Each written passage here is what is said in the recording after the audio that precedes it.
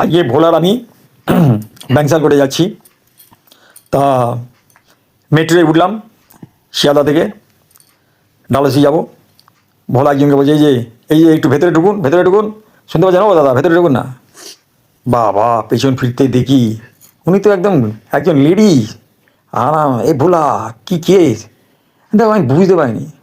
আপনারা তো বুঝতে পারবেন না, হ্যাঁ, যাকে তাকে গুলিয়ে ফেলেন।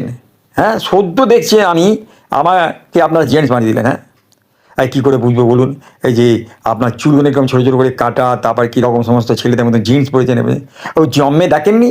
না দেখেছি, কিন্তু এইরকম মানে ব্যাপার তো বুঝতে পারছেন। তারা দেখে নিয়েছেন? এই এই কাজ এই এই চ চ চ চ চ বলা এই ভেতরে বলতে চ। গিয়ে গেলাম, যাকে ব্যাংসাল করে ঢুকলাম। ওখানে দেখছি খুব ভিড়। এই উকিল সব নানা কথা চিল্লামিল্লি করছে, ওকে ধরে টানাটানি করছে সব মক্কেলগুলো।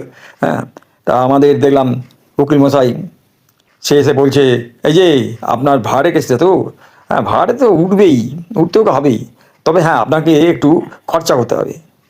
আপনি তো দেখুন দাদা, আপনি তো আমাকে সেই খরচা করেই যাচ্ছেন। এখনো পর্যন্ত যা নিয়েছেন আর কত নেবেন বলুন?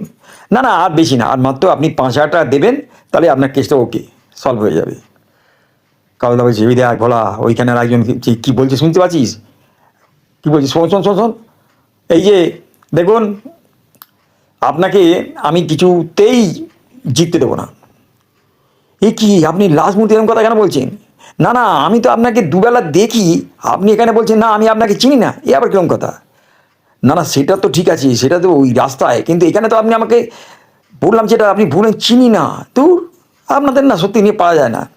না না, আপনারা উকিলরা বহুত খরচে সালা, খালি কথা কথা টাকা চান।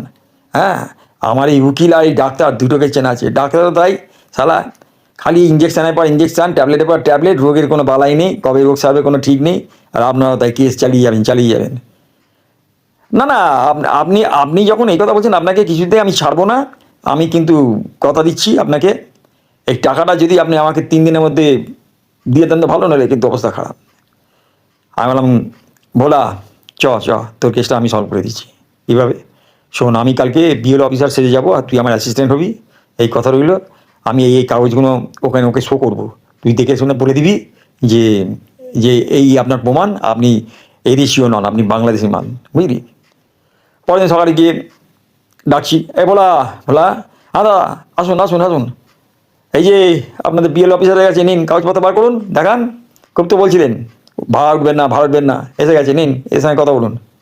হ্যাঁ, কী হয়েছে? আপনি নাকি শুনছি এখানে ভাড়া দিচ্ছেন না 7-8 মাস। এই তো আপনার কাগজ নিয়ে এসেছি, আপনি তো পুরো পিওর বাংলা